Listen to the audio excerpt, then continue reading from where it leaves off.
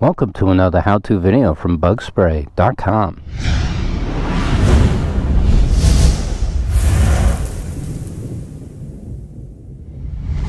In this video, I'm going to be showing you what I just caught. I've got one of my Tamper Proof rodent bait stations configured, set up out here at my house. I have an ongoing issue with moles, voles, little rodents like chipmunks and rats, and I like to keep things under control before they get in the home, so I keep a few of these around the house, and they're configured with a trap and some bait blocks. If you go to the product page that you see on this video, the various kits that we have and that we offer, I prefer to use the kill trap and the bait blocks, and as you can see, I've had a little positive results here. Look at that. So this little guy must have come in last night, and if we look, what's amazing is that he wailed on the bait block, or somebody did. They ate all my little pecan paste that I had put out, and they chewed on the top of this bait block as well. So they were feeding on the bait block, but that wasn't enough. He decided that he had to get into the trap, and it's clearly a vole. It's got a nice long tail. He's got the big ear, but that is proof positive these things work.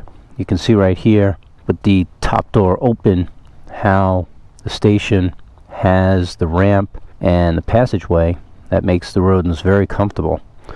And of course, this unit is the official Tamper Proof unit, which means that it's very heavy. It's about 12 pounds, so you can use it safely around the home. You don't have to worry about non-target animals getting into it and carrying it away, and you certainly don't have to worry about it blowing away. The only thing it does require from time to time is removing the dead animals if you're using the rodent trap, the kill trap like I've got, and of course keeping the debris out of there. I also suggest adding a little pecan paste. That seems to get them inside every time. One trick I discovered is attaching the trap with a couple of screws, ramps it up a little bit and makes it really tight so that it's hard for the rodent to wobble on it and not let the trap set off naturally. So that's my video of the day, and I'm going to now take a little time to clean it out and get it reset so it can go back to work. So be sure and check out the various kits that we've got for this Tamper Proof rodent station. We offer it with the large rat size kill trap. We offer it with the smaller trap if you feel you need the smaller one for mice or shrews. We offer it with the bait blocks and the liquid bait, all of which are various kits that you can get on the page that's on this video.